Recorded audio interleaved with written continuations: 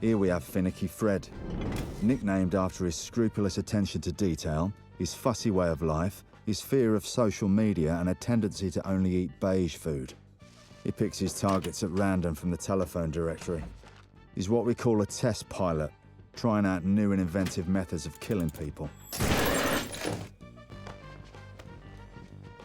Most of Fred's inventions are complete shite.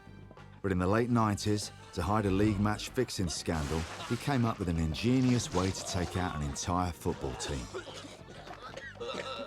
He's been dining on the success ever since. Nearly poked me eye out there. Who's up for it this weekend then, Fred?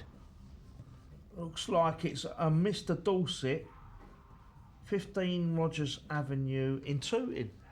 Lucky man. A slick new bike, Mike? This is the landlord, our minder, the boss, Big Ray. He's a retired death merchant. Used to be a right vicious bastard, but he's happier behind the bar these days.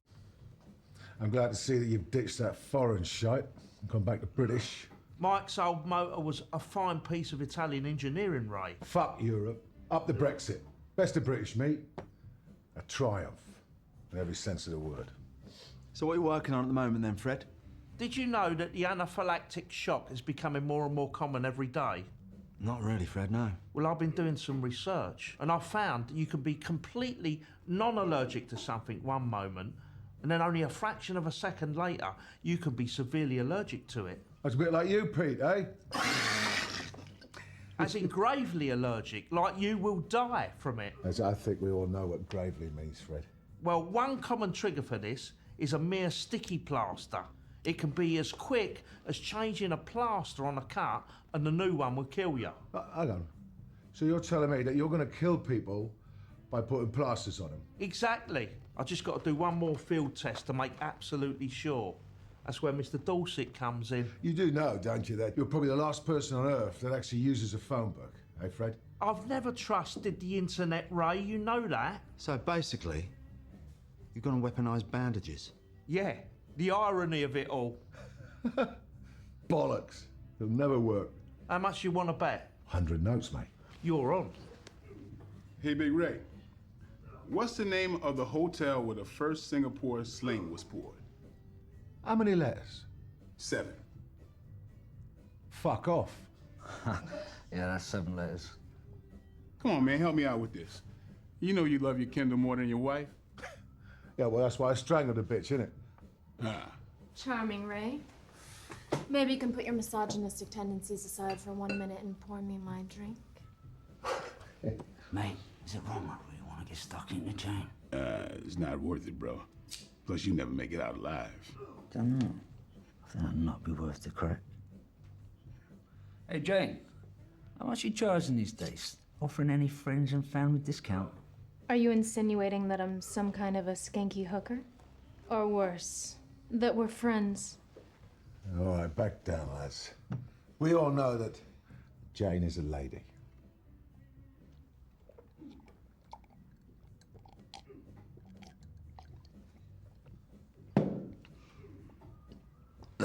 Well, as stimulating as this is, boys, I'm out of here.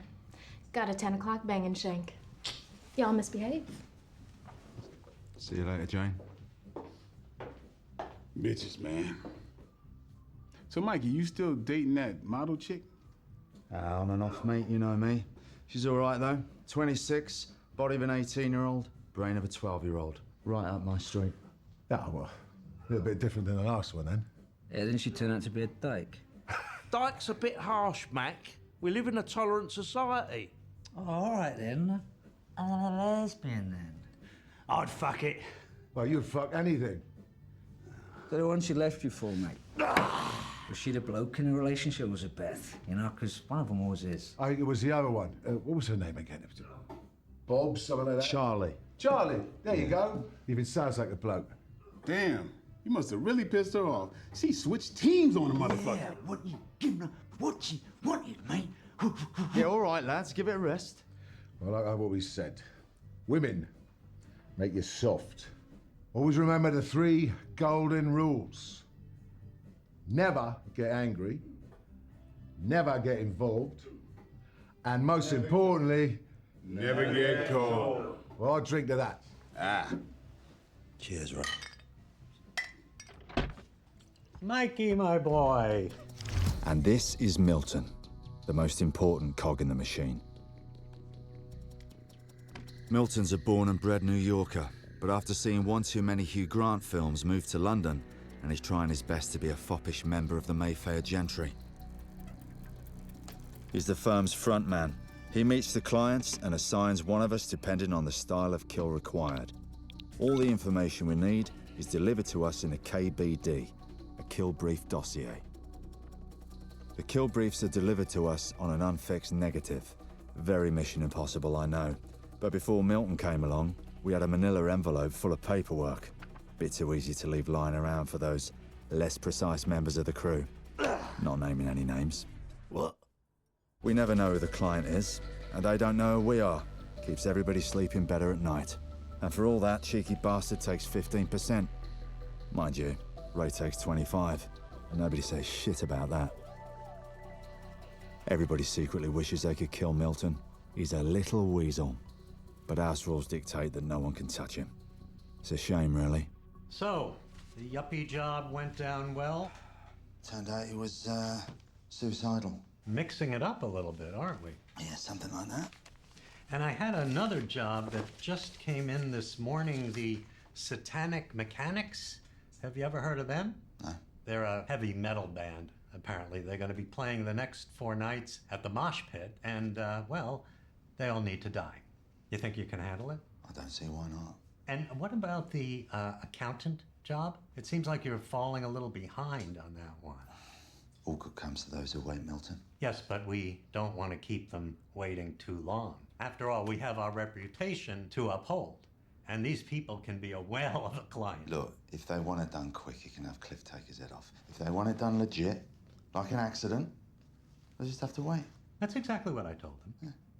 But as a little incentive, if you can get this job done by the end of play tomorrow, they're willing to double the fee. Double the fee? Yeah. All right, see what I can do. Marvelous. That's why you're the best. Yeah, whatever, Milton. Probably say that to all the killers. There was a guy on TV the other night. Had a theory that nearly a quarter of all so-called fatal accidents were actually murders. That's ridiculous. It's only about 10%. For this hit, I'm using a CO2 gas-powered rifle, plastic tube 2 inches in diameter, polycarbon plunger filled with shards of glass, pinpoint accurate to 500 yards. I've been here every morning for the past 5 days, waiting for the right car to come along at the right speed and the right angle. Oh, here we go.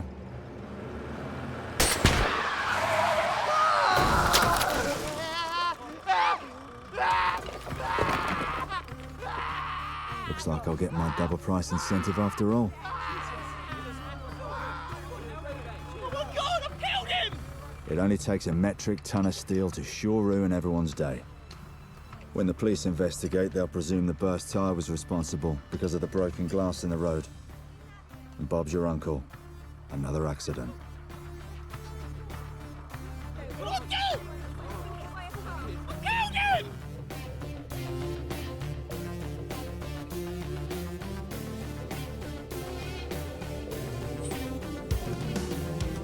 PMT time again. It's not a good idea to make a habit of smashing up strangers in bars, so tonight, this'll have to do.